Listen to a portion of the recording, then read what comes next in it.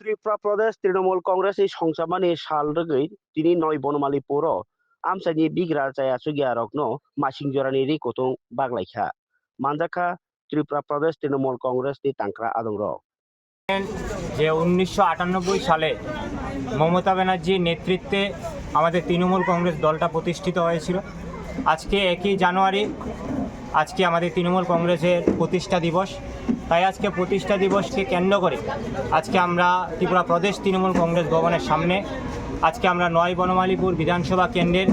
যারা দরিদ্র সীমার নিচে বসবাস করে এবং যারা অর্থনৈতিকভাবে দুর্বল